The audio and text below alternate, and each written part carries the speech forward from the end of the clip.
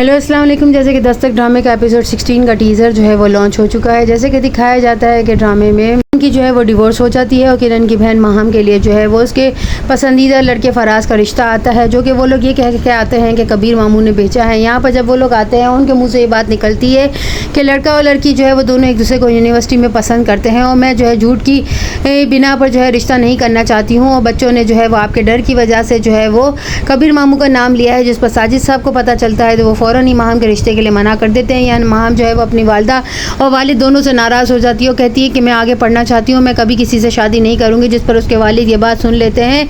जितने भी लोग आते हैं वो किरण की डिवोर्स को लेकर जो है बहुत सारे सवालात उठाते हैं, जिस पर उसके वालिद को बहुत बुरा लगता है।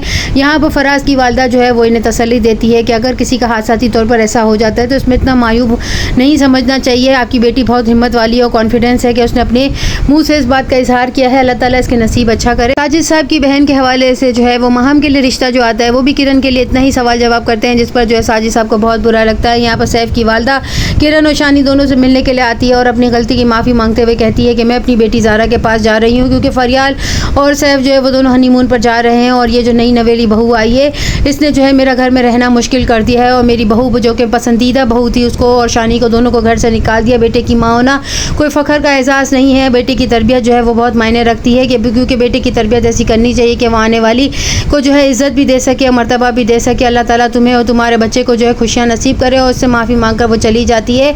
यहाँ पे साजिद साहब अपनी बेटी को कहते हैं कि फराज से कहो कि मुझसे आकर मिले, और वो अपनी बेटी माहम की पसंद का रिश्ता करने के लिए तैयार हो जाते हैं।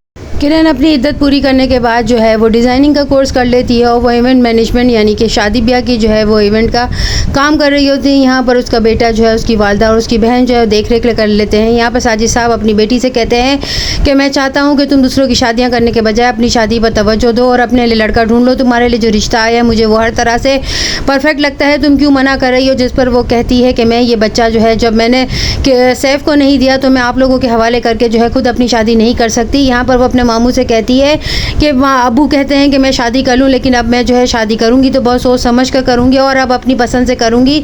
यहाँ पर उसके मामू कबीर जो है वो उसकी वालदा को समझाते हैं कि आप लोग किरण के ऊपर दबाव डालना बंद कर दें, वो जो है अपनी ज़िंदगी के लिए बेहतर फैसला कर सकती है, वो अब बहुत मजबूत और मैच्योर हो चुकी है। यहाँ पर उसकी वालदा भी यही बात कर रही होती है। किरण को जो है उसकी मुलाकात रज़ा के साथ होगी, क्योंकि उसका यूनिवर्सिटी का जो है दोस्त भी है वो उससे मुलाकात करेगा और वो दोनों एक दूसरे को पसंद करने लगेंगे। यहाँ पर फरियाल जो है वो अपने शौहर सैफ से लड़ते हुए कहती है कि तुम अपनी वालदा के चुंगल में आ चुके हो, अभी तुम्हारी वालदा इस घर में आई भी नहीं है और इससे पहले इस घर में इख्तलाफात और लड़ाई झगड़े शुरू हो गए हैं। जिस पर जो है सैफ तंग आकर कहता है कि अब तो मेरी वालदा को बख्श दो, वो इतना अर्सा इस घर में नहीं रही और अब आने वाली है तो तुम इस तरह की बातें कर रही हो। यहाँ पर किरण की दोनों की मुलाकात होगी नेक्स्ट एपिसोड में और क्या दिखाया जाता है। चैनल के साथ बने रहें, लाइक करें, शेयर करें और सब्सक्राइब करें।